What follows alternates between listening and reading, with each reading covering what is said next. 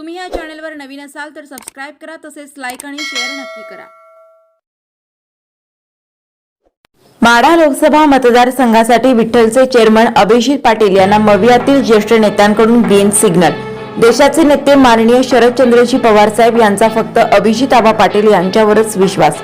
मविया तिन्ही पक्षातील ज्येष्ठ नेते मंडळींकडून अभिजित आबा पाटील यांच्या नावाला पसंती। काँग्रेस, ठाकरे गट, शिवसेना व शरदचंद्रजी पवार साहेब यांच्या राष्ट्रवादीतील मतदार संख्याबळावरच उमेदवार निश्चित होणार।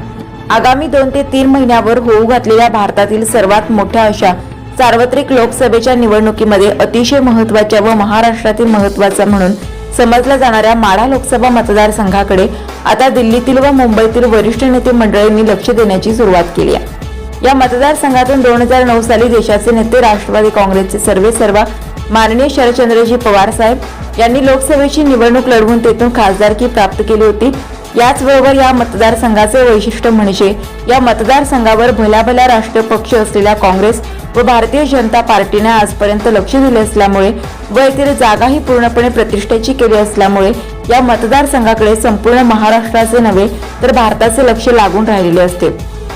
2009 साली या मतदारसंघातून शरदचंद्रजी पवार साहेब यांनी सध्याचे सोलापूर दक्षिण विधानसभा मतदारसंघाचे आमदार सुभाष बापू देशमुख यांचा पराभव केला होता। त्यानंतर झालेल्या 2014च्या निवडणुकीमध्ये या निवडणुकीत राज्याचे उपमुख्यमंत्री राहिलेले राष्ट्रवादी काँग्रेसचे व सध्या भारतीय जनता पार्टीत असलेले विजयसिंहजी मोहिते पाटील यांनी ही निवडणूक प्रतिष्ठेची करून या निवडणुकीमध्ये शेतकरी चळवळीचे नेते सदाभाऊ खोत यांचा पराभव केला होता। त्यानंतर झालेल्या निवडणुकीमध्ये भारतीय जनता पक्षाकडून अनेक उलथापालथीनंतर फलटणचे रणजितसिंह नाईक निंबाळकर यांनी करमाळाचे विद्यमान आमदार संजय मामा शिंदे यांचा दारुण पराभव केला होता। या तिन्ही निवडणुकीनंतर आजचा पूर्णपणे या मतदारसंघाची राजकीय परिस्थिती बदलली असून मागील 15 वर्षांमध्ये या मतदारसंघात अनेक मोठे फेरबदल झाले असून मोठ्या प्रमाणात पुलाखालून पाणी वाहून गेले आहे।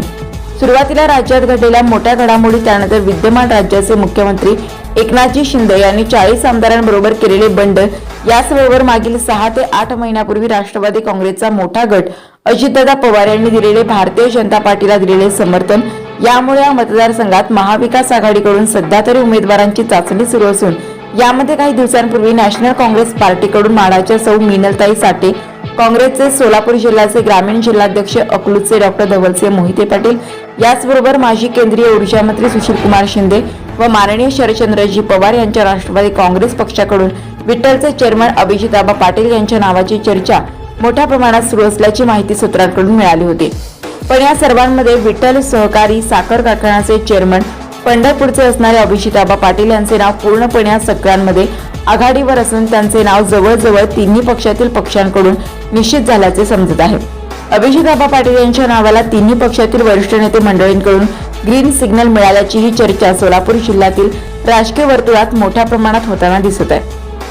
कमी कालावधीमध्ये मोठ्या प्रमाणात साखर कारखानदारीमध्ये केलेले मोठे काम, सांगोला तालुक्यातील वाकी शिवणे येथील बंद पडलेला कारखाना अवघ्या 32 दिवसात सुरू करणे, विठ्ठल कारखाना आजारीपणातून बाहेर काढणे, धाराशिव विठेवाडी नाशिक, याचबरोबर बीड जिल्ह्यातील कारखानदारीमध्ये एक आक्रमणाची ज्या नावाची आज मोठ्या प्रमाणात चर्चा होते ते नाव म्हणजे फक्त आणि फक्त अभिजित आबा पाटील यांनी जर माढा लोकसभा मतदारसंघाची महाविकास आघाडीकडून जर उमेदवारी जाहीर झाली तर महायुतीकडून येणाऱ्या उमेदवाराला मोठी लढत देण्याची शक्यता इथे निर्माण होत आहे। याचबरोबर माढा लोकसभा मतदारसंघांमध्ये सांगोला पंढरपूर तालुक्यातील जवळजवळ 42 गावे, करमाळा तालुका, माढा तालुका, माळशिरस हे सर्व तालुके या मतदारसंघात समाविष्ट असल्यामुळे या सर्वच तालुक्यांमध्ये अभिजित आबा पाटील यांचा तेथील स्थानिक सर्व नेते मंडळींशी मोठा जनसंपर्क असल्यामुळे याचा फायदा अभिजित आबा पाटील यांना मोठ्या प्रमाणात होताना दिसून येत आहे। याचबरोबर शुगर लॉबीतील सर्व साखर कारखानदारांचे असणारे अभिजित आबा पाटील यांचे घनिष्ठ संबंध व माननीय शरदचंद्रजी पवार साहेब यांनी दिलेला उमेदवार निश्चितच या मतदारसंघात निवडून येतो